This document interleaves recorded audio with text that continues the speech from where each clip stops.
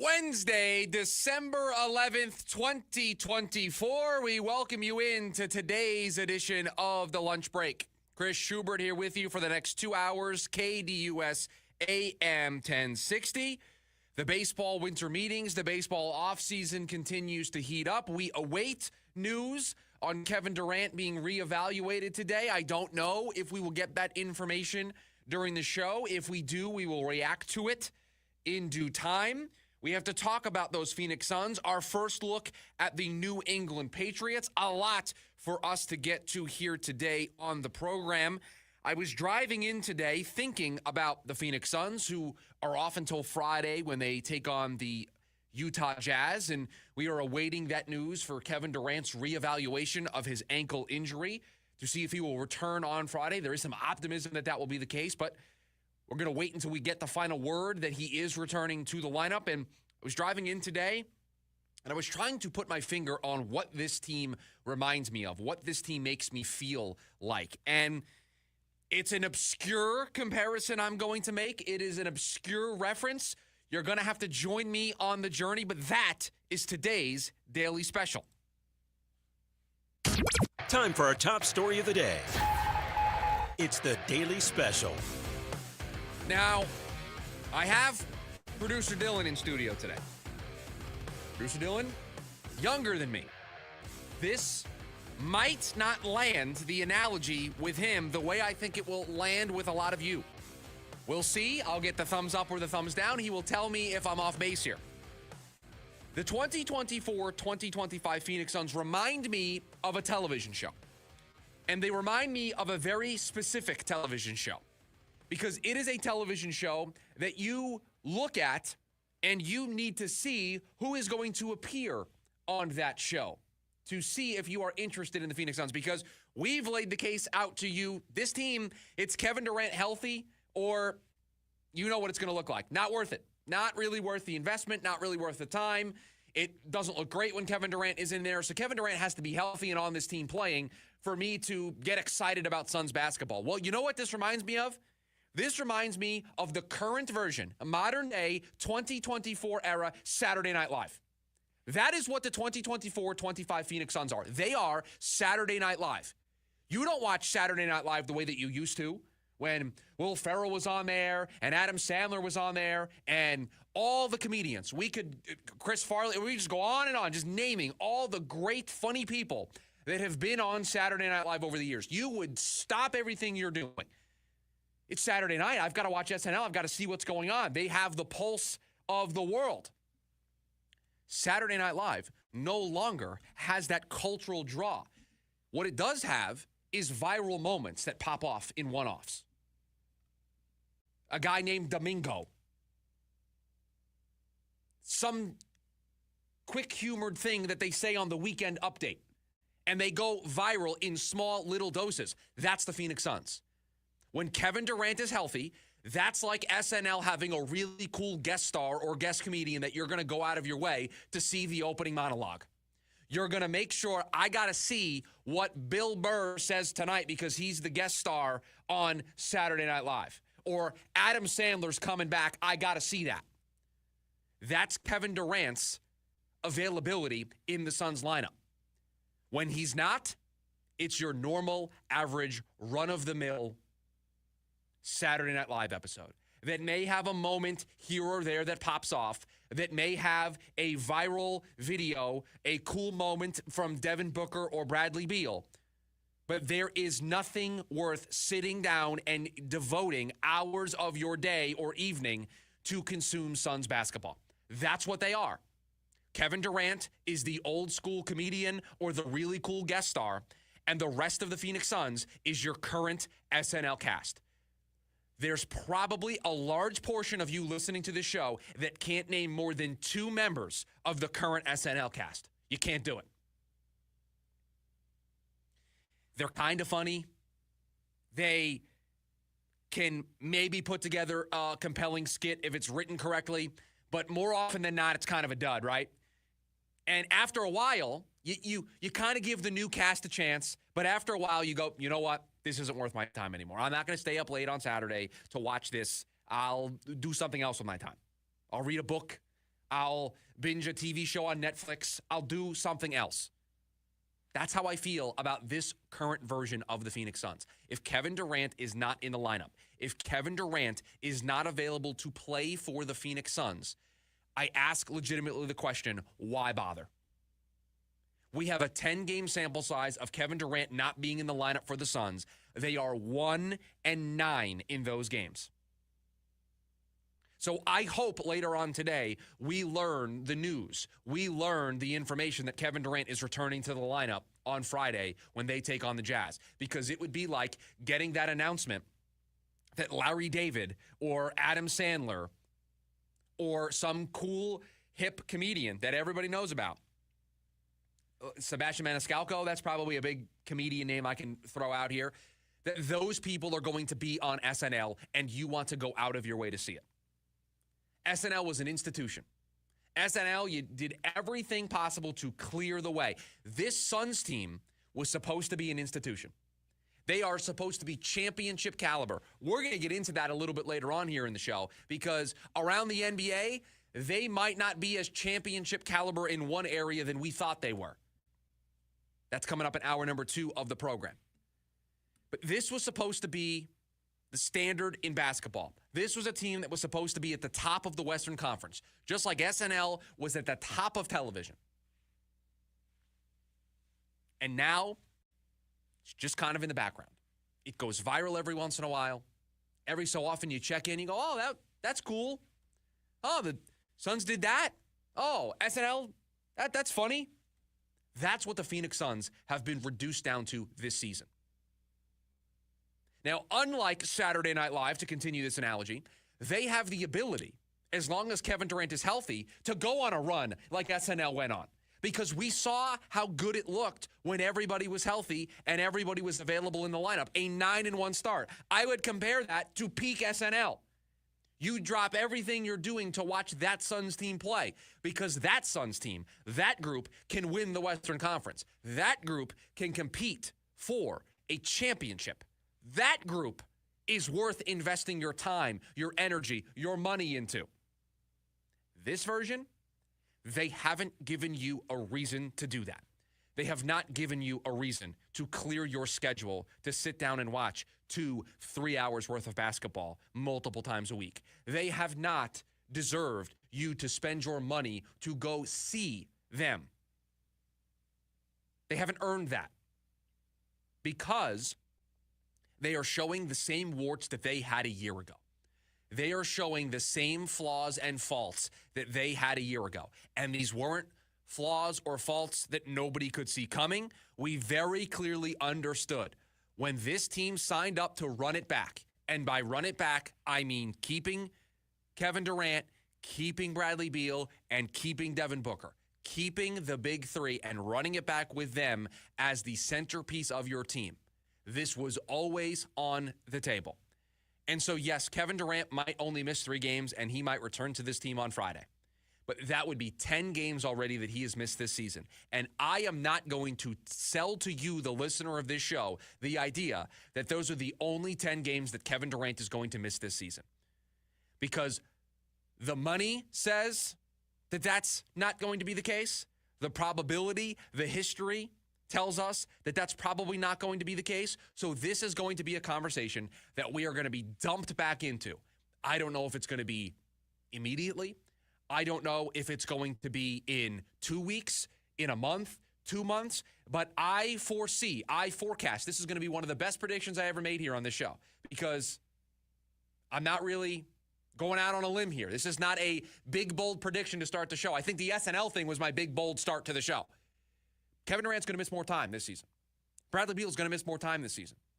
I don't trust this team to navigate that. They have not earned that trust. They have not earned that investment.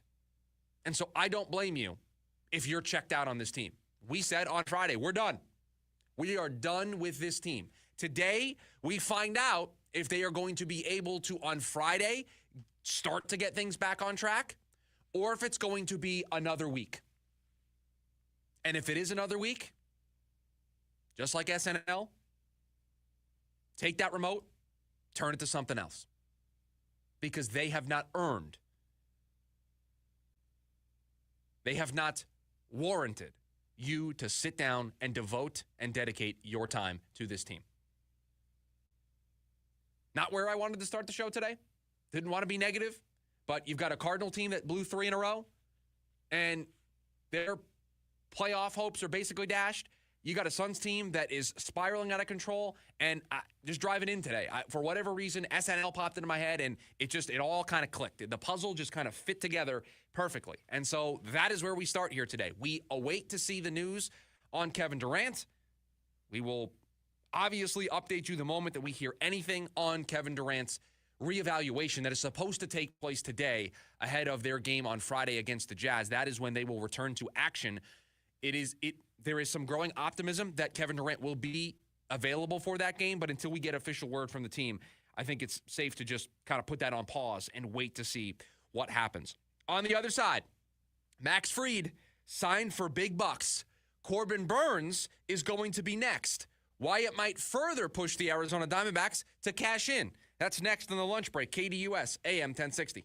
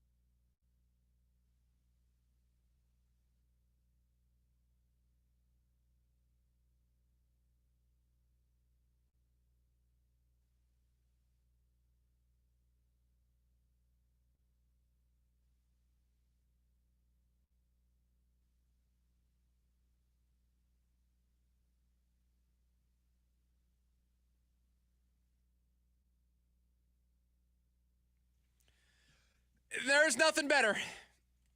Major League Baseball free agency frenzy. Juan Soto signed over the weekend. We had a trade yesterday. Max Fried signed a big deal. We are starting to get moves happening. The Arizona Diamondbacks so far quiet in their pursuits this offseason. I think that is by design. They don't feel like the type of team that is going to be a market setter. And I don't mean this negatively, they feel like they are going to be a market reactor. They are going to allow the market to kind of settle in other areas, and then they are going to strike after some prices have been settled. Max Fried yesterday, an 8-year, $218 million deal for the now former Brave, to link up with the New York Yankees. It is the largest deal ever handed out to a left-handed starting pitcher. And the New York Yankees have signed themselves up for 8 years of Max Fried. I believe that is by design. I believe they added an 8th year to the deal to dump the luxury tax number under $30 million. It checks in at around 27 and change by adding the 8th year to the deal, because he's going to be 31 by the time the season starts. So basically you're signing up for him to pitch through his age 38, age 39 season. I don't know what you expect from Max Fried by then, but you I think added that extra year onto the deal to help your tax bill to create maximum flexibility. But we have stuff happening all over the place. You have the Astros entertaining offers for one of the best young hitters in the game, Kyle Tucker. The Cubs involved, the Yankees involved. There's some Christian Walker updates that we'll get to here on the show. With today being the last day of the MLB winter meetings and stuff now potentially starting to happen in a bit of a flurry, this is a fun time. And I think what we have seen so far, because let's talk about this. The starting pitching market in Major League Baseball is starting to shrink. You had Max Fried sign, Blake Snell already signed, Nate Eovaldi signed yesterday, 3-year, $75 million deal with the Rangers. Shane Bieber went back to the Guardians at the beginning of the offseason. We know Luis Severino with the A's. Nick Martinez picked up his qualifying offer. Matthew Boyd. All these guys that have come off the board. You've got really 4 names at the top of the market. You have Corbin Burns, who I think is overjoyed at what Max Fried got because Corbin Burns is a year younger. He is a better pitcher. He is a more reliable pitcher than Max Fried is. And so I think $250, I think $300 million is absolutely on the table for Corbin Burns. The Red Sox, hot in pursuit of a big splash, hot in pursuit of a starting pitcher. They are going to be all over Corbin Burns. Roki Sasaki officially posted by his team, has 45 days. January 23rd is his deadline. That is a slower moving market. 23-year-old, not going to get a big contract, is limited in what he's able to get. So that put a lot of teams in play, but that is a slower developing market. It's going to take his time. He is getting presentations submitted to his agent from all the teams, and then from there is going to decide who he's going to take meetings with. So we are at the preliminary stages of that pursuit. I expect the Diamondbacks to be involved there. Said that from the jump. And then you've got Jack Flaherty and Sean Manaea. So Burns, Flaherty, Manaea, really the top of the market. I put Roki Sasaki in a bucket all on his own. He is a different player that is dealing with a different set of rules because he is not getting a free agent contract the way these other guys are. So he is a unicorn. He's a unicorn because he's 23 years old. He's a unicorn because I think he might actually be the best pitcher left on the market from a pure talent perspective. But that process hasn't even begun yet. And so to me, I don't know if teams are going to wait around. I think they're going to make their pitch, and if they add him to their team and they now have a surplus, they'll deal with that problem in time. I think Corbin Burns moves pretty quickly. I think Jack Flaherty moves quickly. I think Sean Manaea moves pretty quickly. Well, there are a lot of teams that need starting pitching help, and there are only 3 names still left. And Corbin Burns is probably going to close in on $300 million in free agency. Sean Manaea reportedly is going to get a deal larger than Nate Eovaldi's 3-year, $75 million deal. So more than $75 million overall, more than $25 million a season. There might be some teams that push back on that price. There might be teams that push back on the asking price from the Chicago White Sox for Garrett Crochet. And this all leads back to a point that we have made here on this show repeatedly. We believe this is the time for the Arizona Diamondbacks to cash in. This is their time to make the tough decision because this is not an easy decision. It's easy for me to say out loud, I'm not the one making the decision. I'm not the one that has to answer to Ken Kendrick. I'm not the one that has to answer to the upper brass of the Diamondbacks when I make this decision. But this is the chance for the Diamondbacks to cash in and get something back for Zach Allen. Because there are teams that are not going to want to pay Corbin Burns $30 million plus a season. There are going to be teams that don't want to pay Sean Manaea $27, $28 million a season. There are teams that may be on the fence about Jack Flaherty and giving him a long-term deal. There are teams that may not want to give up multiple top prospects in their organization for Garrett Crochet. Enter Mike Hazen, Zach Allen, and the Arizona Diamondbacks. You have a ticket that you can cash in. Is it going to get you the haul that Garrett Crochet is going to get for the White Sox if he does get moved? No. Is it a haul that might diminish your rotation's capabilities in 2025? It could. Zach Allen is a very good starting pitcher. Zach Allen is represented by Scott Boras. Zach Allen is going to be a free agent at the end of the year. I fully believe that the Diamondbacks are not going to be able to wade into those waters. Just look at what the market is right now. Look at what Max Fried just got. Look at what Corbin Burns is going to get. See what Nate Eovaldi got. See what Sean Manaea is going to get. See what Jack Flaherty is going to get. Watch what Blake Snell just got in LA. This is the market rate for starting pitchers. That is the water that Mike Hazen and company are going to have to play in next offseason. So winter 2025, we're going to come in here. If they don't make a move, Zach Allen is a free agent. And just like we're having the conversation about the market's going to be too robust for Christian Walker for the Diamondbacks to want to wade into that end of the pool, the same conversation can be had next winter. Replace Christian Walker with Zach Allen. That's the future. That is what the future holds for the Arizona Diamondbacks. Zach Allen is going to price himself out of Arizona. Now, he has to go out there and do it in 2025. He has to have a good season to really, truly break the bank. I think he's going to. And I've seen a lot of starting pitchers that I think are way less talented than Zach Allen get a lot of money. So if you know, or it's trending like Zach Allen isn't going to be in the 2026 plans for the Arizona Diamondbacks, and pitching is an area of surplus for you, why wouldn't you trade Zach Allen into a DH piece? Why wouldn't you trade Zach Allen and exchange him for a first baseman or an outfielder or a high-leverage arm and a prospect? Why wouldn't you call up the Cubs like you did with Jordan Montgomery for Cody Bellinger and say, hey, we'll trade you Zach Allen. You want to trade Suzuki? 27-year-old right-handed hitting DH who can play a little outfield? Why wouldn't you do that? Because, yes, you could keep Zach Allen. Yes, you could have him be the front man of the band known as the 2025 Diamondbacks rotation. You can absolutely do it.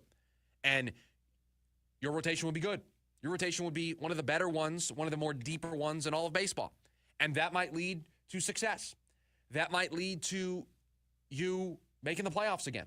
It might lead to you making a run in the postseason. All of that might be possible. But this story ends the same way. Zach Allen hits free agency, and there's a good chance he is not a member of the 2026 Diamondbacks. So wouldn't you rather get a jump on that and get something in return for him? There are going to be teams that don't want to pay Corbin Burns $30+ million a season. The Red Sox wanted Max Fried. They weren't even close to what the Yankees offered, reportedly. The Yankees' 8-year, $218 million offer and now reported deal with Max Fried was significantly ahead of where the Red Sox were. So teams want starting pitching, but they are still going to be somewhat reasonable in their pursuits. And there are going to be dance partners that are left on the floor by themselves. That's where Mike Hazen, like the scene in the movie where the DJ changes the song and then all of a sudden the floor clears and you see the person that you've been wanting to dance with throughout the whole movie. It's an old rom-com thing, right? Just like the scene in the movie, the seas part, and right there, this is a very weird analogy, but right there is Mike Hazen and Zach Allen. Just waiting for you, Boston Red Sox. Just waiting for you, Chicago Cubs. Just waiting for you. Just waiting for you. If you miss out on Corbin Burns, if you miss out on Flaherty or Manaea, or you just don't want to pay those prices, enter Mike Hazen and Zach Allen. Because you could entertain the idea of having him to start the year, seeing this through, and if you're out of it at the deadline, trading Zach Allen then, and you might be able to get a decent haul if teams are desperate, but too many teams are still in it when we get to the deadline. Too many teams still have a chance. So I don't know if your prospect haul is going to be that drastic. I think you would get a better deal now from a team that can get a full year of Zach Allen. Now, a team's not trading for Zach Allen and giving him an extension. Not as a Boris client. It's not happening. But you can trade him, and you can fill another hole on your roster and exchange that money. These are the creative things that we have been talking about when it comes to this team. And so I see Max Fried's contract. and I see what Corbin Burns is getting, and I just don't know why the Diamondbacks wouldn't cash in now. And if they start the year with Zach Allen as a member of their rotation, I don't want to call it a mistake because Zach Allen's a good pitcher and he's going to help them win a lot of games. And he is, if they make the playoffs, going to be a big reason why. Because he's going to take the ball every fifth day and be the ace and be the frontline guy. I get all that. I just don't think it would be the wise long-term health decision for this team. They got to think about 2026. And 2026 doesn't include Zach Allen. And I think you can thread a needle here of making your team better for 2025 and beyond, while also maybe taking a little hit in the pitching department, but using this chip. Drew Montgomery's not going to get back the return that Zach Allen's going to get back. Merrill Kelly's not going to get back the return that Zach Allen's going to get back. This is your big chip to play. Now, I very much understand playing it close to the vest, waiting to make sure you get the absolute best offer, but I think this is something that the Diamondbacks seriously need to consider, especially when you see the way this market is playing out, the way you see all of these teams trying to get starting pitching and the way these prices are elevated. Coming up on the other side, we said it at the time, but did the Arizona Cardinals make a mistake? That's next in the lunch break, KDUS AM 1060.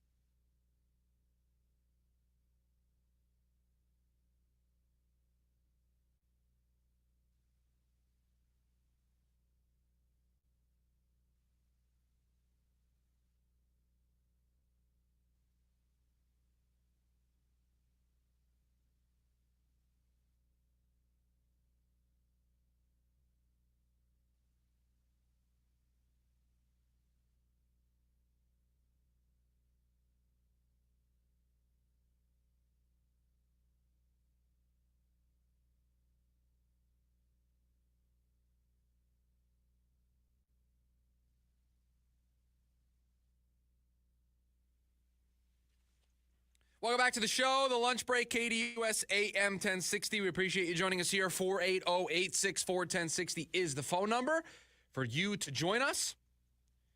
Got a lot of football here to close out hour number one of the show. There are some reports, but not from any big names. I haven't seen Adam Schefter tweet about it yet. I haven't seen Ian Rappaport. I haven't seen any of the major NFL reporters.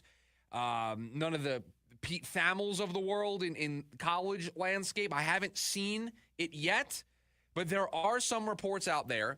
We talked a little bit about this yesterday here on the show, that Bill Belichick told UNC that he wanted the job, that he was interested. If they agreed to everything that he set out in what was being referred to as his organizational Bible, that he would take the job. But they were waiting for UNC to get back to him.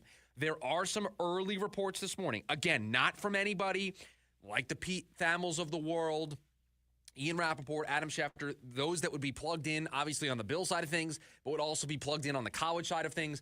There is nothing yet from those people that say this job is his, that he has been offered it. But there are some reports out there from not those guys that say he is taking that job. He is going to be the next head coach at the University of North Carolina. I am stunned by this. We will obviously break it down even more when the news finally breaks. But I scoffed at it at the time. I did not think it was even worth entertaining. I was confused by the whole thing. I maybe have come around to understand it from Bill's perspective, but we will cross that bridge when we get there if that news does break here during the show today. We spent a lot of airwaves, a lot of time in the lead up to the NFL trade deadline, both physically doing this, but also hypothetically doing this. We pounded the table. I physically pounded this table in front of me. I made the noise that you can probably hear into the microphone. I pounded the table and said, you cannot allow the NFL trade deadline to come and go and not make a move if you're the Arizona Cardinals. You cannot look at this team and the run that they've been on and the position that they've put themselves in and basically do nothing at the deadline. And then they gave us Baron Browning as their move at the deadline. And I said this cannot be enough. When it broke during the show, I said, nice player. Maybe the change of scenery would be good for him. But at the end of the day, not somebody that you can consistently rely on. Still doesn't have a sack since he came to the Arizona Cardinals. You needed to do more. And there were options out there. We talked about the Giants being sellers. We talked about maybe the Browns being sellers. We talked across the board, chapter and verse, the names that you could have, Zadarius Smith, Ojolari, Chase Young. We just went up and down the teams that could be interested in making a move at the deadline and the players on those teams that were direct fits for the Arizona Cardinals. And what did they do? They did nothing. If I had a cricket sound on this board in front of me, I would play it for you. Because that's what they did. Nothing. And we came in here the day after the trade deadline. It was a Tuesday because we talked about it being the most important Tuesday of the calendar because it was also Election Day that day. We came in the next day and we said, I hope this doesn't come back to haunt this team. I hope we don't get towards the end of the season and we wonder, what if? We wonder, what if this team did more? Well, folks, here we are. Because it was a mistake at the time to not do anything, and it was clearly a mistake now, looking back on it in hindsight, to not have done more at the deadline to improve this pass rush, to do something to help this defense. And I don't want to pick on this guy. It isn't fair. But look at what Darius Robinson has done since he was able to make his NFL debut. He doesn't have a single tackle for loss yet this season. He doesn't have a sack yet this season. He only played 30 snaps this past week after 22 the week before. He's had 37 pass rush snaps. He doesn't have a single pressure. I don't want to go after the kid. I don't. He's been battling through a lot. And we said at the time, can't rely on this kid. Not because we don't believe in him. We think he's extremely talented. But he's coming back from a major injury. He's a rookie. He's going to make his debut in the middle of a playoff race in week 10, 12, 14 of the season. It's going to take him some time. We said on this show, we weren't reinventing the wheel, but we said don't expect a top-tier workload. They're going to slowly bring him along. He played 30 snaps last week after playing 22 the week before. 30 snaps.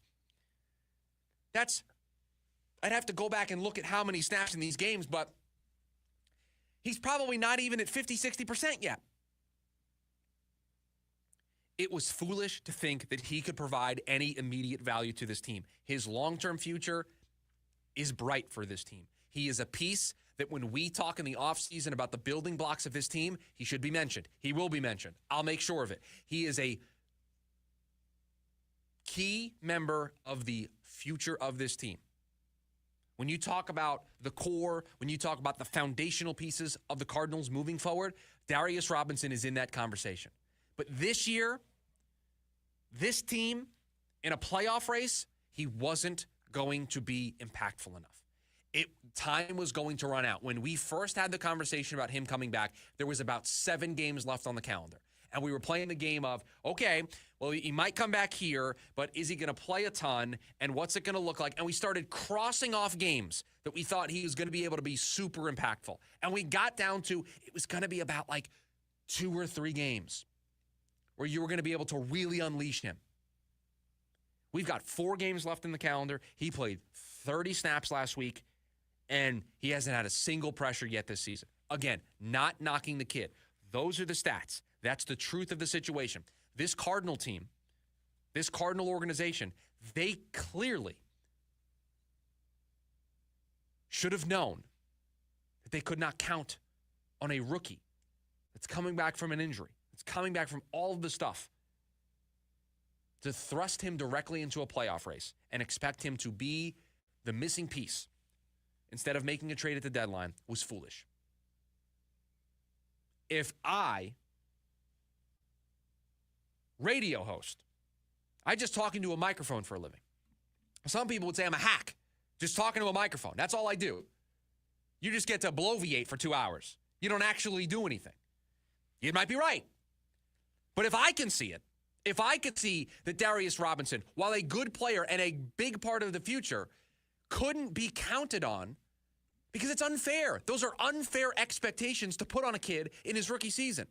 If he had played all year and maybe missed a couple of games by the trade deadline and you wanted to say, yeah, you're going to get him back, okay, we can have that conversation. Hadn't played a single snap in the NFL. It was unfair to assume that he was going to be able to provide production. And so their inability to do anything, their lack of action at the deadline, put themselves in a position where I think truly the defense is starting to run out of steam. Missing tackles. They didn't get a lot of pressure on Geno Smith.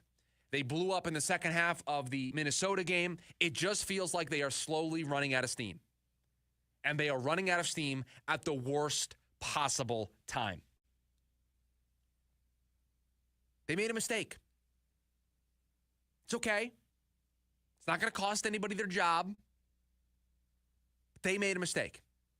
They made a mistake by choosing the path of, we are not going to sacrifice the long term here to help the short term, because there were moves out there that could have threaded the needle. And I don't have to play hypotheticals. We can see what the price tag was for Zadarius Smith.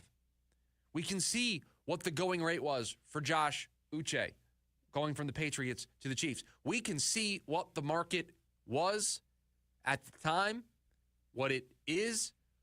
We saw it. And we said, the Cardinals, you can give up a day 3 pick for a pass rusher. And they did. And the pass rusher they picked was Baron Browning. They made a mistake. Again, nobody is going to lose their jobs over this. But if you are going to make mistakes as an organization and as a front office, the one thing you cannot do is you cannot repeat them. You have to learn from this mistake, because it is a mistake. They made a mistake by not doing more at the deadline, because I think this defense is starting to run out of steam. And you can't blame them. They played over their skis for weeks to keep this team in it. And now, in crunch time, they're just running out of gas. And you had a perfect time And we said, don't let this defense run out of gas. They're already fighting an uphill battle. They're already fighting a ton of injuries. They're already fighting a lack of talent. They are already behind the 8 ball as it is. Don't make it worse by not doing anything at the deadline and then allowing them to run out of gas. December 11th, 2024, here we are. Here we are. So learn from it. Make it a priority. I don't want to hear that it's a priority. Words don't matter at this point. Make it a priority with action. Make a trade. Make a splash trade in the offseason. Make a big free agent signing. Go out and get that pass rusher. Go out and do the thing that you set out to do since you got here. Because this has been a problem since this organization has been put together. Since this iteration of a front office coach roster has been put together, this has been a problem. And so I saw Darius Robinson's numbers, and I didn't want to, again, I don't want to crush him, right? It's not fair to him. And he's looked better as the weeks have gone on. He is trending in the right direction, but that's part of the process is you knew it was going to be slow. And so you can't afford to take those lumps. You can take those lumps if you have somebody else. You can take those lumps if he is part of the group, not the group. But unfortunately, that was the choice. That was the path that Monty Ossenfort decided to go down, and here we are. And there are other reasons. Kyler Murray and the offense have been missing, and this has really been a problem for the last 5 quarters, I would say, the fourth quarter of the Minnesota game and then this last game against Seattle. But there was a warning sign flashing all the way back around the trade deadline that you needed to do more, and they didn't.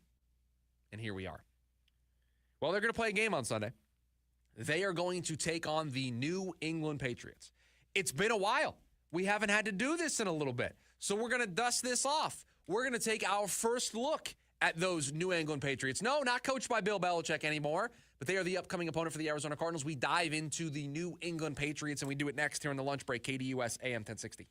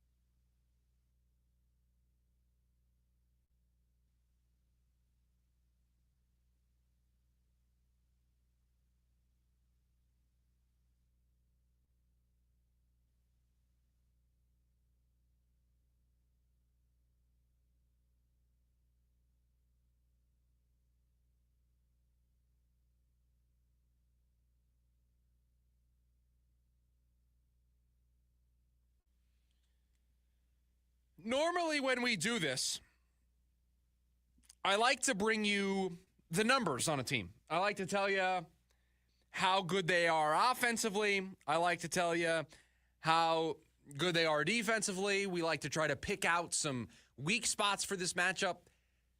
I don't know if it is worth it to all of you to do that. I don't think it's a good use of our time here on the show. We are at the latter stages of the season. We can just basically at this point, I think, do this by the eyeball test, especially when it comes to this team, because the next opponent up for the Arizona Cardinals, if they are to keep their, what did we say yesterday on the show, their 8.5% chance alive to make the playoffs, they will have to defeat the New England Patriots here on Sunday. They will have to get back to 500. They will have to be a 7-7 football team. So it will start this Sunday against the New England Patriots. This New England Patriot team is really tough to evaluate because you just look at the top line. 3-10. Second worst record in the AFC. Already eliminated from the playoffs. We've got by the way, can we just take a quick detour here? We've got only 10 teams mathematically alive in the AFC for a playoff spot. In the NFC, so okay, just for comparison, 10 teams left in the AFC playoff race. Raiders, Patriots, Titans, Jets, Jags, Browns, all eliminated. So 10 teams fighting for all these spots. You got 2 spots already locked up with the Chiefs and the Bills, so it's like 8 teams for everything else. In the NFC, there are 16 teams. Obviously, you got 32, 16, and 16. I just told you, only 10 are alive in the AFC. 15 are still mathematically alive in the NFC. The Giants, the only team eliminated at 2-11. Now, the Panthers, they're not far behind at 3-10, so they'll probably get there pretty quickly. There are probably some clinching scenarios that will clear this up this week, but it is drastic, the difference between the teams that are playing poorly in the AFC and that are out of it and the teams in the NFC, because let's face it, right now, the last wild card spot in the NFC is the 7-6 Los Angeles Rams, where in the AFC, it's an 8-5 team in the Denver Broncos. So there's just takes more wins right now. And so with one win less, it just opens the door for a lot of teams to be in the mix. The Arizona Cardinals right now sitting in the 10 spot, 1 game back of the Rams for that last wild card spot, but also 2 games back of the Seahawks in the division. Let's get back on track here, because it is the New England Patriots that are the next team up for this Arizona Cardinal team. And they're 3-10. At 3-10, you're bad, right? I'm not going to sugarcoat it. I'm not going to try to convince you that you need to be concerned about the Patriots, and I'm not going to try to sell you a story of the Cardinals shouldn't be favored in this game, the Cardinals should be scared, this is a trap game. I'm not going to do any of that. But what I am going to tell you is don't let this record fool you when it comes to this team. They're not good. They lose games in ways that you would expect bad teams to lose games. Lost the game to the Colts a couple weeks ago because they let the Colts go down the field late and then the 2-point conversion. But they've played well for about a month or so. They beat the Jets 25-22 at home. 3-point loss on the road to the Titans. But if you'll remember in that game, that game, I believe, ended in overtime. Mac Jones went down not Mac Jones. My sincerest apologies. I wish I had apology music. Drake May, I sincerely apologize. You are a much better quarterback than Mac Jones. You were my QB1 in last year's draft class. I sincerely apologize for that slip up. I greatly apologize. You should not be compared to Mac Jones, and I feel shame for doing so. Drake May led the team on a drive to end the game, to end the regulation. And remember, that was the last play. He was scrambling around for 15, 17 seconds, just running around all over the place. And he forced the game into overtime. And then the Titans took the ball, went right down the field. Drake May never even had a chance to do anything in that. Played that game close. Against the Tennessee Titans. He didn't do that against the Lions. He didn't do it against the Chiefs. But you played a close game. You beat the Bears 19-3. And then you've played close games 2 out of the last 3 weeks, 28-22 against the Rams. You lost 34-15 to the Dolphins, but you kind of made that game interesting late because you were getting blown out and you still fought for 4 quarters. And then you played the Colts before going into your bye. So you have played close competitive football games. They're basically the Panthers. They're the Panthers of the AFC. They are going to lose at the end of the day. They have a young quarterback, Bryce Young, in year 2. Drake May, rookie year one. And that's really the focus. I don't think everybody up there in New England necessarily cares about what the results are. They don't care about wins or losses. They just want to see, did we make the right pick at quarterback? Because they got QB3 in that draft. Caleb Williams went 1. Jaden Daniels went 2. Then they took Drake May. They didn't have a choice. They, I guess, could have taken Bo Nix. They could have taken J.J. McCarthy. They could have made that decision, but they didn't have a choice. They didn't get to pick Jaden Daniels or Caleb Williams. They took Drake May. And I thought it was the right decision at the time. He was my QB1 in that class. I was a big believer of him since he's got to North Carolina. It pains me that I have to watch him 2 times a year play the Jets. But that is the question that the Patriots are trying to answer on a week in and week out basis. Did we make the right pick at quarterback? And they want to see the development and growth of Drake May as their future. That is what they're in it for at this point. Not just because they have the E next to their name. They've been operating that way for about a month and a half now. Since they made the change to Drake May, they have looked like a different operation. Now, they have looked like a different operation because Drake May is doing Drake May things. He's not really getting a ton of help, a ton of assistance. Their offensive line isn't very good. They don't have a well-robust skill position group. The defense is okay, not great. If you ask a Patriots fan what they look forward to most every single Sunday, it is, I get to watch Drake May for 4 quarters. That's about it. And the game scripts are the same. Drake May is going to do a lot of cool stuff. Everybody else on the team isn't, and we're probably going to lose.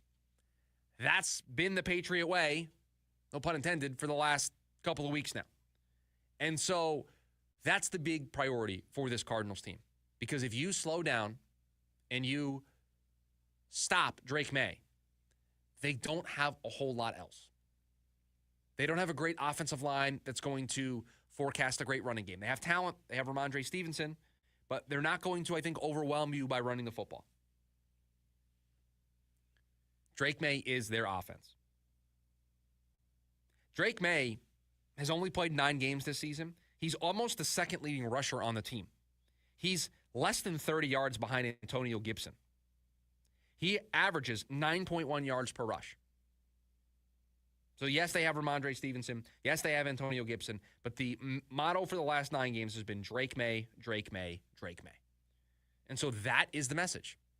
Nick Rawls has talked about it. Jonathan Gannon has talked about it. The team very much clearly knows what their priority needs to be. It is, can we slow down Drake May? Can we stop Drake May? Because if you do that, you are going to win this football game. They have Hunter Henry, Mario Douglas, Austin Hooper, Kendrick Bourne. I mean, they just have, it's not a roster. It's not a group that scares you.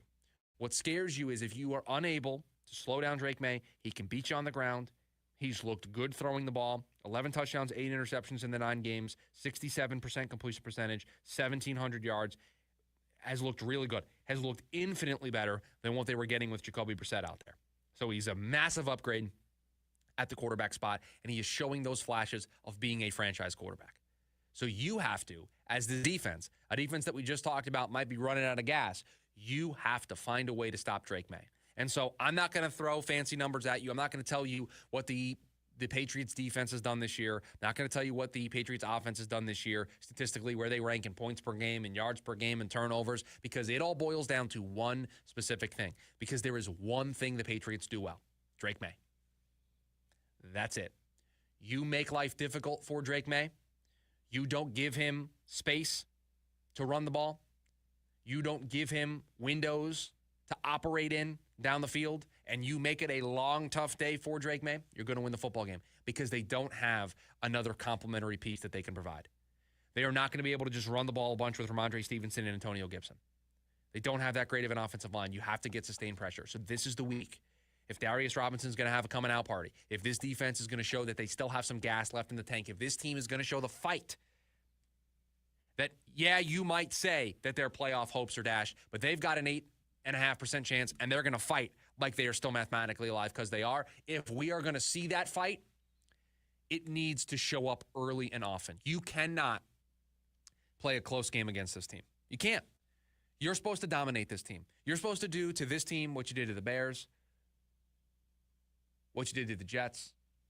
That's what this game's supposed to look like. Forget what you've done the last 3 weeks. Forget Seattle 2 times. Forget Minnesota. Forget all of that. This game should go exactly the way the Bears game went and exactly the way the Jets game went. You hosted in your building at home a bad football team. Different versions of bad. The Bears and Jets, different versions of bad. Patriots, a different version of bad from those 3 teams. But you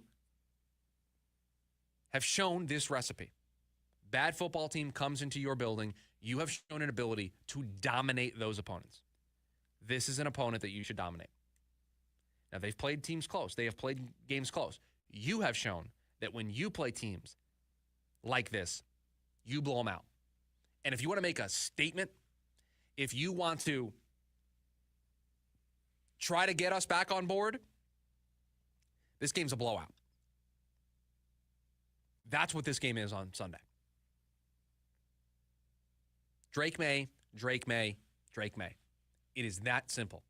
So your first look, your last look, everything that you need to know about the New England Patriots is one simple player. What the Arizona Cardinals can do to stop Drake May. They don't have a defense that is unbeatable. They don't have a defense that is going to be suffocating for 4 quarters. They're good, they're solid, but they have one guy. Stop Drake May, and you will be able to win the football game, and you will be able to dominate the way you dominated the Jets and the way you dominated the Bears. Hour number 1 in the books. Hour number 2 around the corner. Jimmy Butler trading Bradley Beal. There's a lot of noise surrounding the Phoenix Suns right now. That is how we will start hour number 2 of the program. We'll do it next. A lunch break, KDUS AM 1060.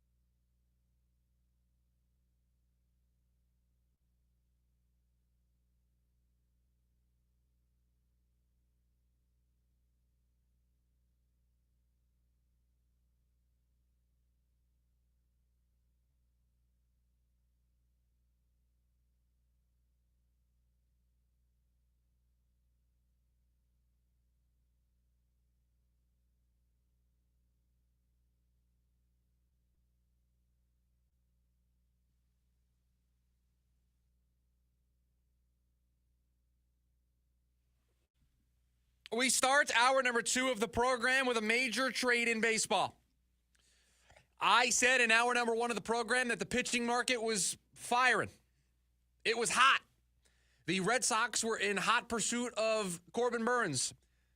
They were in hot pursuit of Garrett Crochet because according to Jeff Passan of ESPN, the White Sox have traded Garrett Crochet to the Red Sox in a deal that sees 4 big-time prospects go back to the Chicago White Sox. I won't bore you with the details, but the Red Sox gave up a lot of their top prospects. They gave up, just looking at one place, Fangraphs is the place that I go to for this stuff. They gave up a top 50 prospect in their system. So like a top 50 prospect in all of baseball, the 3rd prospect in their system. They gave up a bunch of top 10 prospects in their system across the board. They went for it in a big way to land Garrett Crochet, one of the best young starters in the game. 25 years old, left-hander, does stuff that nobody in the game is doing right now. They have him for at least 2 more years of control. I believe they'll be working on an extension, a massive, massive, massive haul for the Chicago White Sox and a huge get for the Boston Red Sox. I think this is it's rare that you get one of these. It's rare where it is the ultimate win-win on both sides, but I think this is the win-win. I think the Boston Red Sox, you have to give in order to get, and they gave a lot, but they got a 25-year-old starter who's going to be with them for at least the next 2 seasons. I would be shocked if an extension is not announced immediately. In fact, I'll refresh the Twitter feed now because that's how likely that I feel like it's going to be the case that they get a deal done pretty quickly here. There's not one as of the refresh, but I expect that to happen pretty quickly. And the White Sox, a player that I don't think was going to sign an extension with them, they're able to turn 2 years of control of a player into a massive prospect haul that helps them maybe rebuild a little quicker than they maybe first anticipated. Because having Garrett Crochet is great, 25 years old, but they seem to be a far ways away from competing again. Maybe they can accelerate that path, even though they just gave up a 25-year-old starter. So the rare win-win situation for both sides. I like this deal for both sides, but I also like this deal for the Arizona Diamondbacks because that's another name you can cross off the board. Now, it's not a free agent name, but it's a trade name.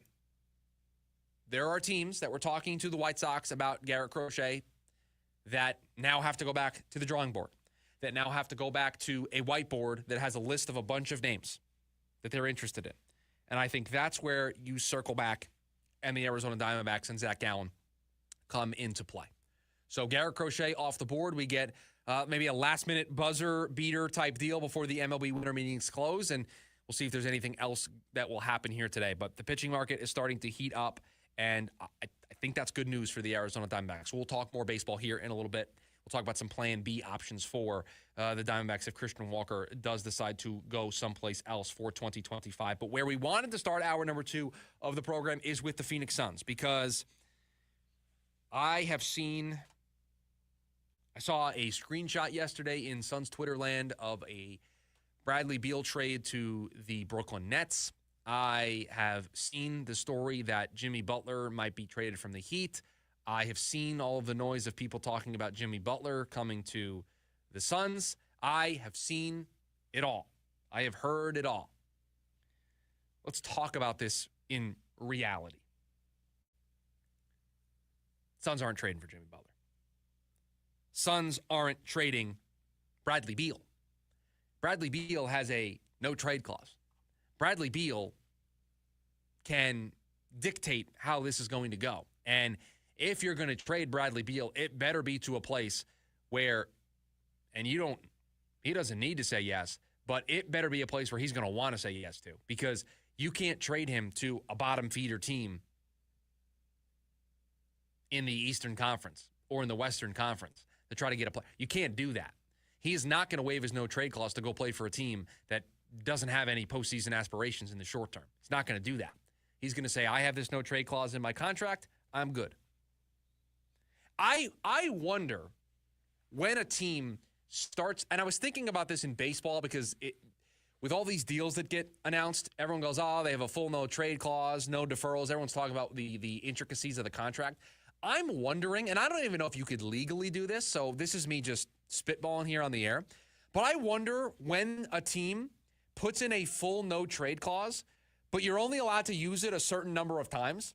Like you're only able to reject like 3 trades or 5 trades. And then after that, it's no longer a full no trade clause.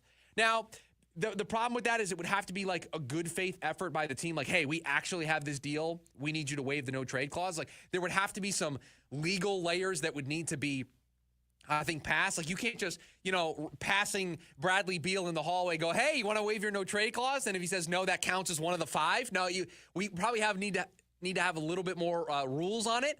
But I wonder if you like get a deal and you're able to say, hey, we're going to submit this to the league.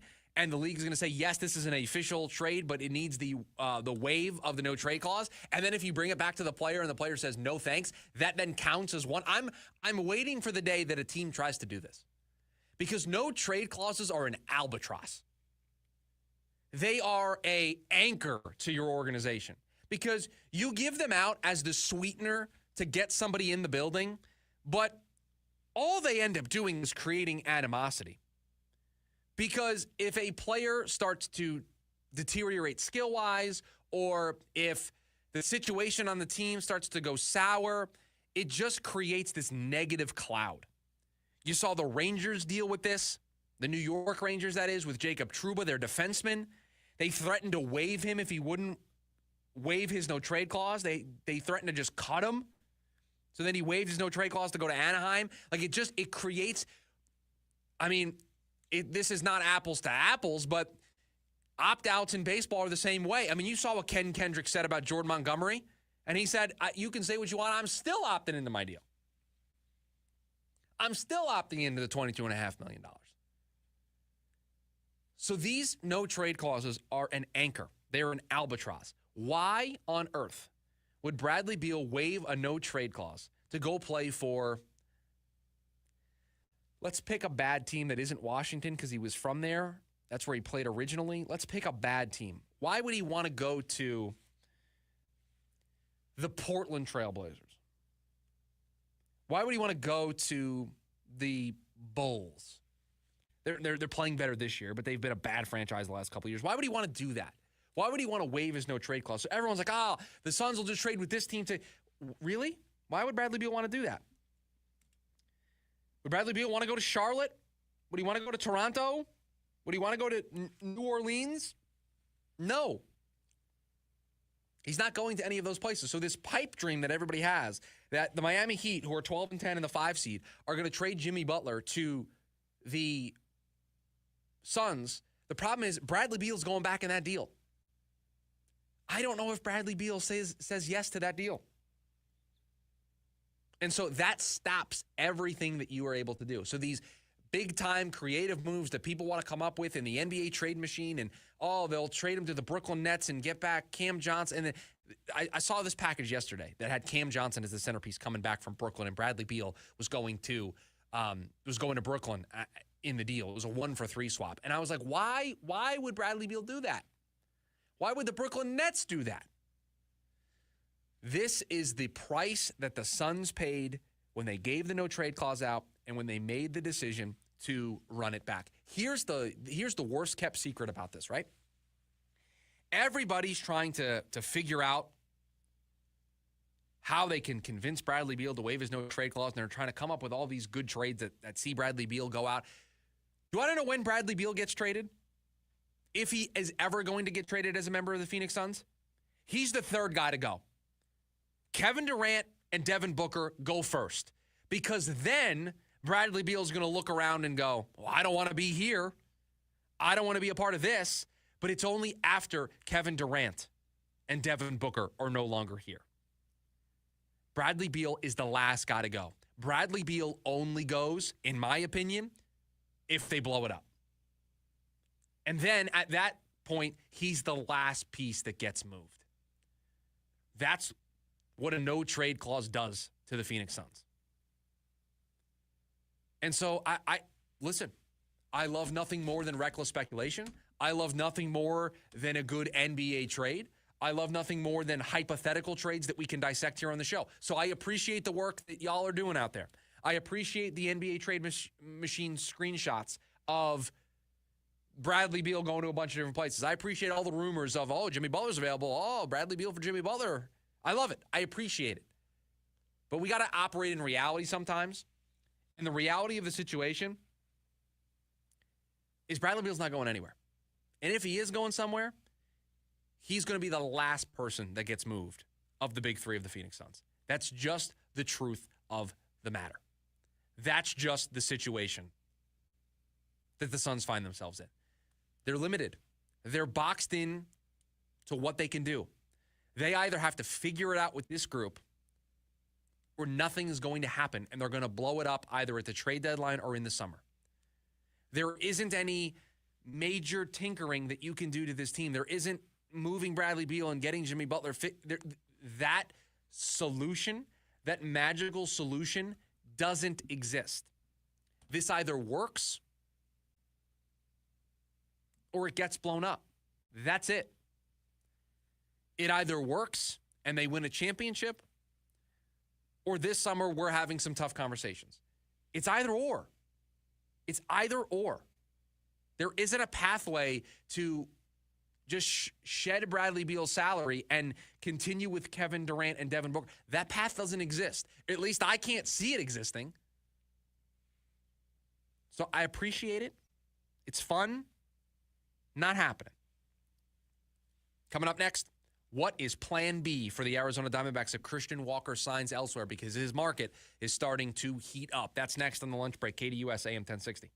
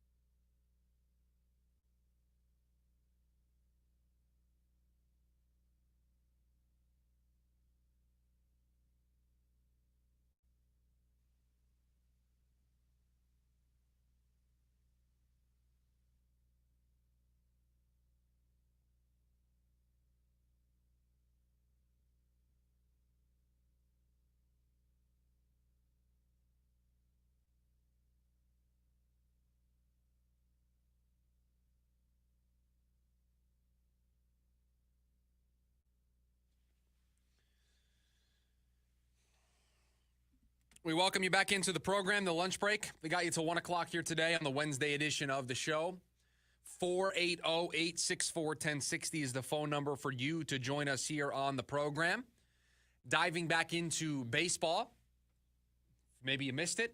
Garrett Crochet leaving the White Sox, getting traded to the Boston Red Sox for 4 prospects. The win-win trade, I would say. I think both sides did really well there, and that's a huge move for the Red Sox, who have been eagerly looking to make a big splash. They've been looking at starting pitching. They were in on Juan Soto. They were in on Max Fried. They're reportedly in on Corbin Burns, although maybe this is their way of pivoting. But they have been extremely active this offseason, and they finally land a big fish by acquiring Garrett Crochet from the Chicago White Sox. So a lot of baseball activity, and there is a lot of baseball activity involving I guess at this point we would describe him as a former Diamondback. He is currently out there as a free agent, and that is first baseman Christian Walker. We told you yesterday, or we talked about yesterday, that the Yankees were in pursuit of Christian Walker, that was where their priority was after losing out on Juan Soto. They ended up signing Max Fried, but we always knew they were going to be looking at the first base market, the hitting market, if they didn't land Juan Soto. And by acquiring Max Fried, it opens them up to potentially trading from their pitching depth. Luis Gil's a name that's being thrown out there, potentially in a deal for Kyle Tucker from the Astros. There's just a lot of moving parts there for the Yankees. But Christian Walker has been on their radar. There's a report that came out this morning that the Christian Walker market is becoming very robust. The Washington Nationals, a team we talked about, we thought was going to try to throw around some money this offseason, and we thought Christian Walker made a lot of sense for them.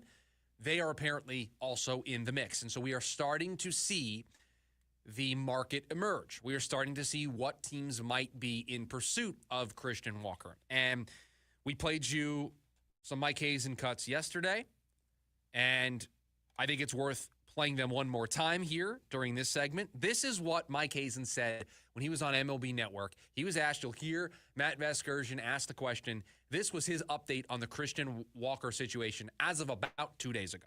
And so I have to ask you the follow-up question. Are you guys still engaged with Christian in free agency? Yeah, we're still engaged in the entire market to add offense back onto our club. We have lost some power production via free agency that we're going to have to replace with our offense. Obviously, we had a very good offensive year last year. We're not expecting to have the same offensive year this year, leading the league in runs like we did. But we still want to have a high-powered offense to match up with our run prevention and put us in as good a position as possible. So that's what Mike Hazen said about Christian Walker. Didn't really make it seem like Christian Walker was in the cards. Didn't really make it seem like Christian Walker was a part of the plan this offseason for the Diamondbacks, or at least not a plan that they thought was going to be easily executable. So what's plan B? They have Pavin Smith on the roster, left-handed bat. You might see this team, because everybody likes to throw out, just platoon them. Just play somebody against the right-handed pitchers, then play another guy against the left-handed, just platoon. And I'm here to tell you, platoons are great. Platoons are great if you get the right two guys to be a part of that platoon. If you get the right left-handed bat to face righties, because that's the guy that's going to be in the lineup most days, and the guy that's going to face the left-handed pitching most of the time, you got to find a way to keep that guy engaged, because let's be honest, there's not a lot of lefties that you're going to see on a regular, everyday basis. You might see in a given week 1, maybe 2. So that player that you bring in, and let's just look at this from the situation that the Diamondbacks find themselves in at first base. If you're going to go with the platoon, Pavin Smith's going to play mostly every day against the righties. That right-handed DH that crushes lefties that you're bringing in, that guy is going to play against the lefties, but then is also going to be the guy, because you would think if you're going to bring in somebody to do that, they're going to have just numbers against lefties that are out of this world, that are just unbelievably good. Their numbers against righties probably stink, and so that's why they're a part of a platoon. You bring that guy in, he's also going to be the first guy you go to off the bench against the lefty late in games. So that's their role. I'm going to play maybe once or twice a week, and then I'm also going to be our first option when we face a lefty in a key spot. You're going to get 10, 11 at-bats a week, 12 at-bats a week. That's not a lot. And so platoons are great in theory. Platoons are great when you execute them the right way and you get the right mix of players to be able to platoon. Maybe you bring in somebody who's a really good defender, and so maybe you put them out there more, even against righties, because their defense is so good. I don't know. But if you're going to go the platoon route, it's got to be the right person. It's got to make sense. And so they want to give Pavin Smith all the opportunity in the world to play first base. And he would, in theory, get most of the at-bats. And so if that's the decision that the Diamondbacks come to, that, hey, we're dealing with limited resources, we aren't able to spend as much as we spent last offseason. We have money, but we just don't have as much to do what we did last year coming off of the World Series. We got to get smart. You've got somebody on the roster that you think is pretty good. Now, here's the other way you can do this. You could sign a first baseman. You could sign a Carlos Santana, who's a switch hitter, can play against lefties and righties, is older, but provides good defense, provides a good bat. And then you make Pavin Smith the part of a DH platoon. And then the other part of the DH platoon is maybe a right-handed hitting outfielder who's got some good defensive numbers and also hits well against lefties, and then they can be out there for defense. You can get really creative. That's the buzzword. That's the key word we use every single time when it comes to talking about this team. Be creative. And so you look at the roster right now and you say, okay, Pavin Smith's going to be the first baseman against right-handed pitching. Maybe not. Maybe there's a different path for us to take. And so what I think the Diamondbacks are currently doing, personally, this is just my guess, but I think they are operating in a world where Christian Walker's not on this team. They think Christian Walker's going to the Nationals, he's going to the Yankees, that he's going to price himself out of Arizona. They're keeping tabs on it, and I think if the number is close, Christian might come back to Mike Hazen, his agent, and say, hey, I'd like to stay here. I'd like to come back. Can you make this work? That's a possibility, but I don't think that's the way this team is operating. And so you look at the first baseman market right now, and I'm going to show this to producer Dylan so he can see. Well, I'm going to try to. But this is the Fangraphs first baseman. And over here is where everybody signed. No one signed yet. Nobody signed. Not a single first baseman's off the board. Christian Walker's still available. Pete Alonso's still available. So now let's look at this. Let's look at who could be the right side of a platoon with Pavin Smith, who can play first base when there's a lefty in there, can be that guy off the bench late. And there's just a name that's just staring at me. I can't look away.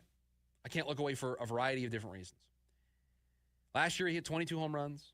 He hit 245. Didn't have a great season, was basically a league average hitter. But hit better against lefties last year than he did against righties. He walked more against lefties than he did against righties. He had a higher on-base percentage against lefties and righties. He had an 838 OPS against lefties, only a 675 OPS against righties. His WRC plus, which 100 is league average, so just when I throw these numbers at you, higher than 100 is better. 134 against lefties, 88 against righties. He's 37 years old, so probably not looking to, play every day. This is why people have been clamoring for a Paul Goldschmidt reunion, because he fits what you're looking for. He's not going to cost a ton of money. He's on the other side, but he still can be incredibly productive. He can still be incredibly productive as the right side of a platoon at first base. You could also make him your DH against lefties. He can play defense, so even against righties, a couple times during the week, if you want to give Pavin Smith a break, you can put Paul out there, and it wasn't great, but he's at least serviceable. But most of the time he's going to play against left-handed pitchers, either in the DH spot or in the first base spot. And was really good last year. If there was one thing from his bad year last year, it was that he was solid against left-handed pitching. 295 average, 366 on base percentage, struck out less, walked more. Did everything better against left-handed pitching. So that's just one of the options that could be there for the Diamondbacks. But if you're sitting home trying to figure this out, that's the lens to look through it. You got to piece it together. You can't have a platoon everywhere, but you can piece it together. And that's why a Paul Goldschmidt reunion makes a ton of sense. So he could be one of the plan Bs for the Diamondbacks if Christian Walker goes someplace else. Coming up on the other side, there's supposed to be a championship caliber team, right? Well, there might be one thing that the Suns aren't championship caliber at. I'll explain that next here on the lunch break. KDUS AM 1060.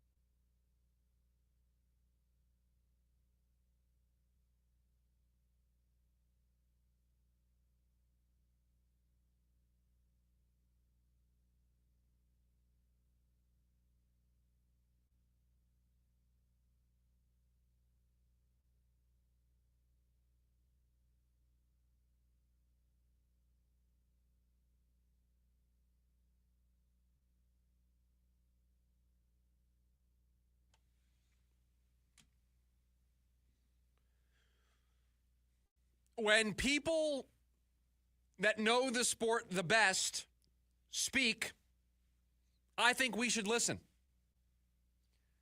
And the Suns are attempting to field a championship caliber operation, not just on the court, but off the court. Their business side of things, their front office side of things, their player relations side of things, their personnel, coaches, trainers, athletic staff, everything. They want to be championship caliber. They brought in an owner. Matt Ishbia wanted to change everything about the Phoenix Suns. Top-down championship caliber. That's fair, right? That's what Matt Ishbia wanted to do when he set out to be the owner of the Phoenix Suns. He wanted to bring a championship caliber organization. Everything. Top of the line. Championship caliber. They wanted to be known as the best of the best. So when people in the sport talk, I tend to listen. Even if they're anonymous, even if they don't want to put their name to it, they speak, I think we should listen.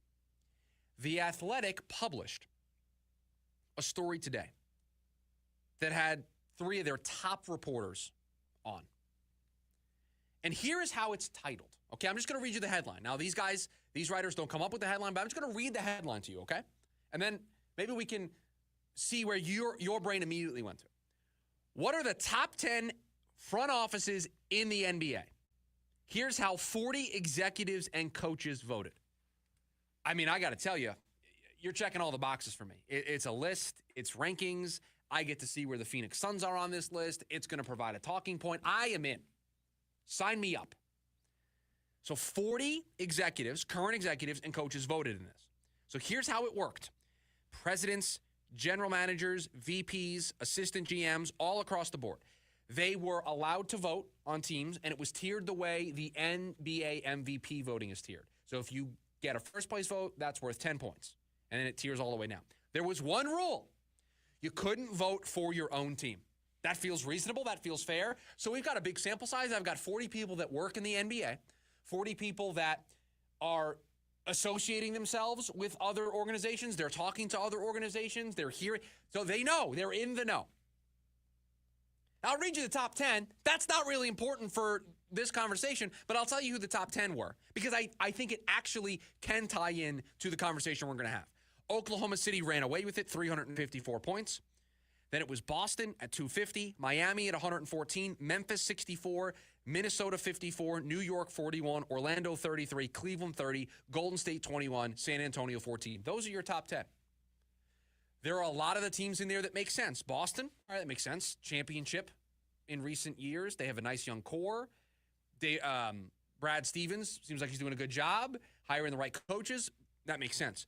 Surprised that Oklahoma City was number one, basically showing to maybe all of us that inside the NBA, inside these circles, it's not so much about the championships and the success that you have, but it's about the position you find yourself in. And I don't know if there's a team that has a better position than the Oklahoma City Thunder do.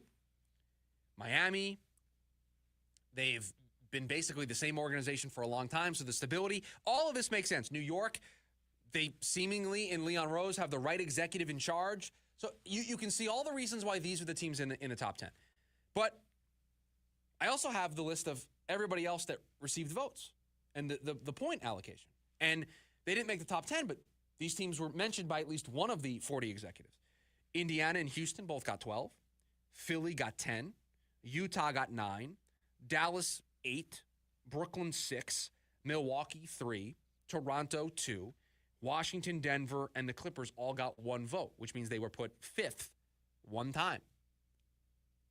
I just read 21 teams in the NBA. 21 of the 30 teams in the NBA.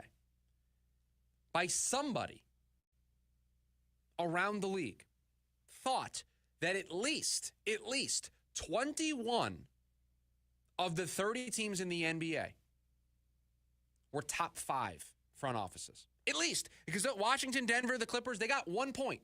They got 1 vote, which means they got a 5th place vote. So somebody thought they were a top 5 front office. So at least 21 of the 30 organizations got a vote as a top 5 front office in the NBA.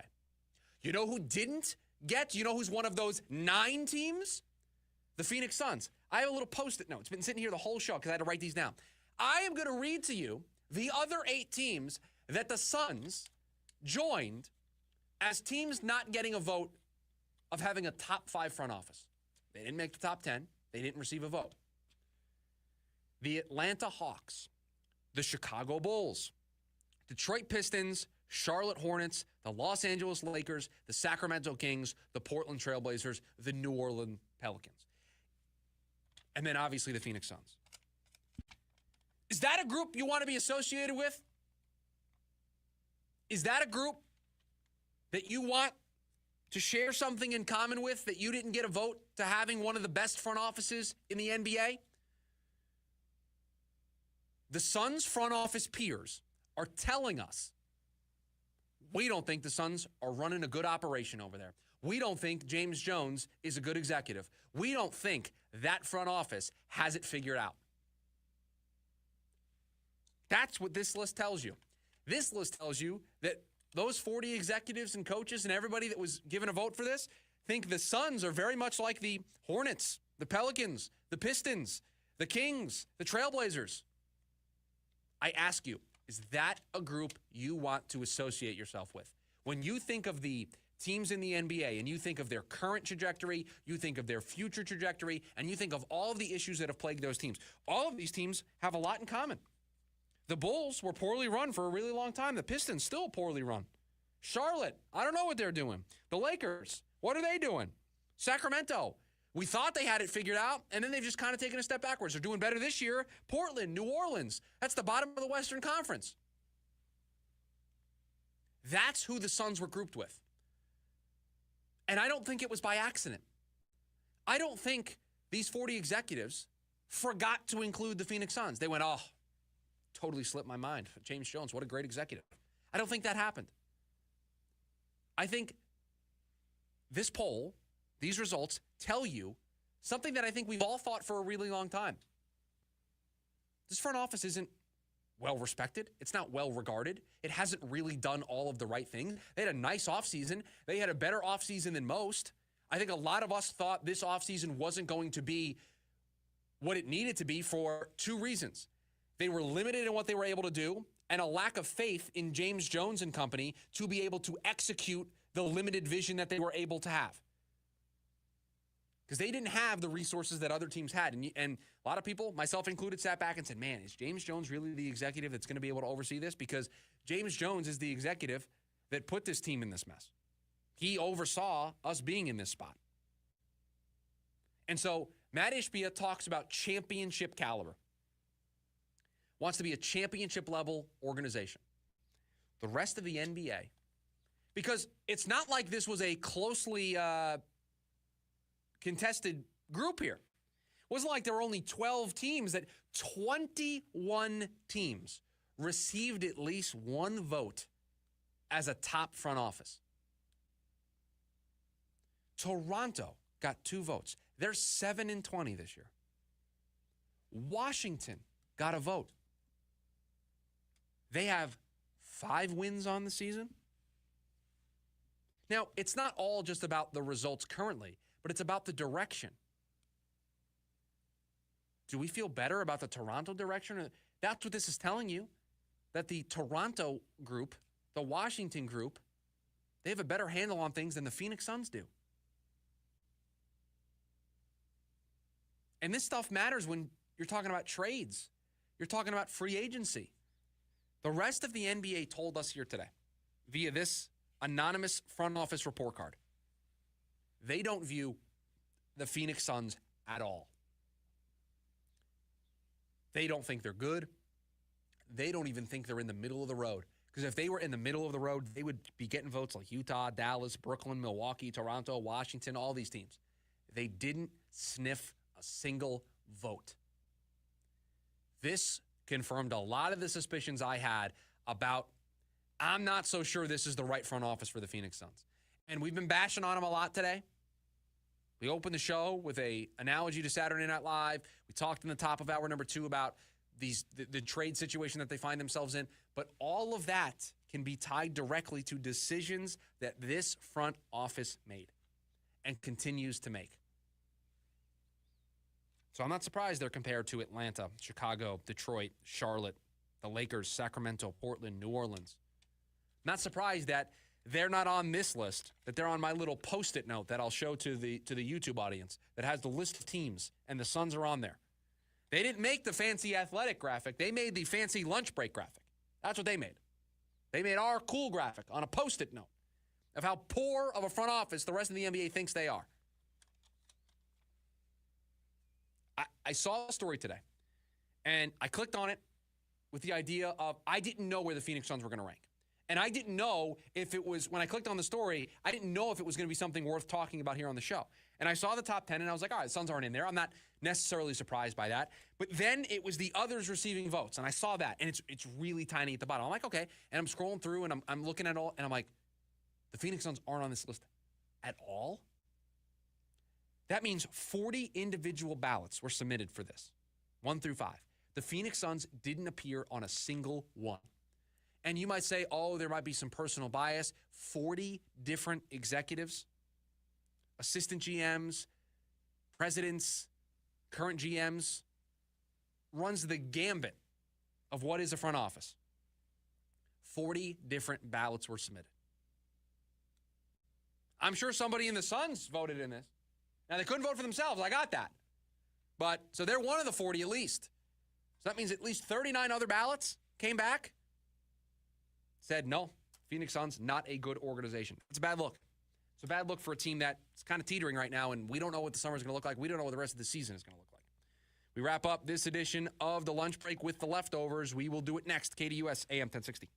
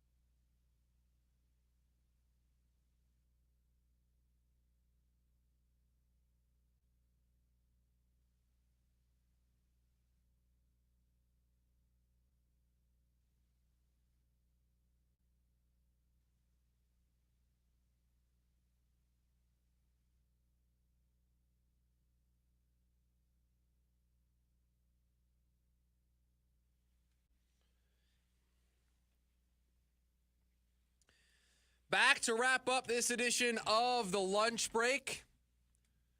KDUS AM 1060. Make sure you download the KDUS AM 1060 app so you can take us with you on the go.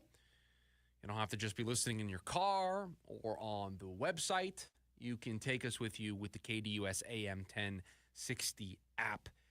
A story we didn't get to yesterday because part of me's not surprised by this, and I don't want to work myself up here. I think I've done a lot of that here on the show just naturally in the course of the 2 hours.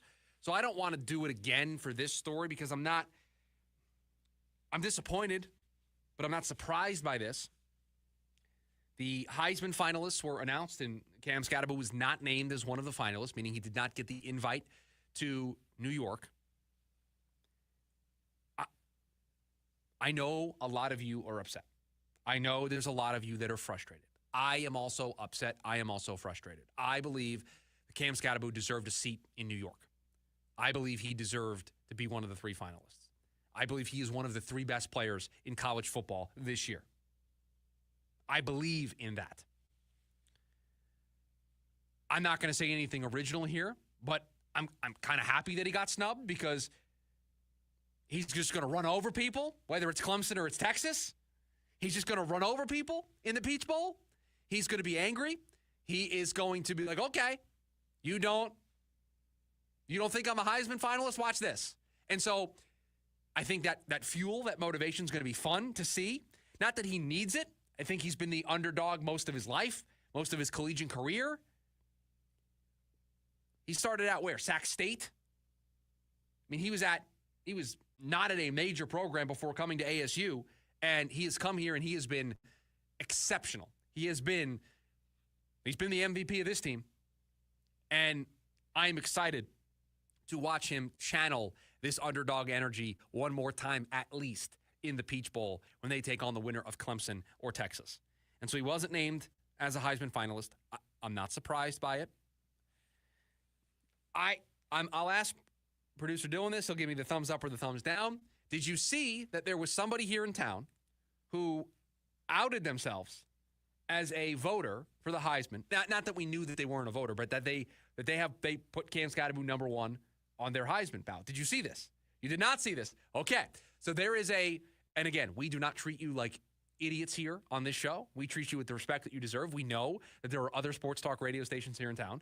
There was another sports talk radio host here in this town who yesterday, he's not supposed to do this, but he told the world that, because you're not supposed to reveal your ballot before the Heisman Trophy ceremony, he yesterday told everybody that he voted for Cam Skattebo number 1, so that there will be at least one first-place vote for Skattebo. And his reasoning is that he believed that Skattebo deserved to say that he got a first-place vote for the Heisman. I agree with said person.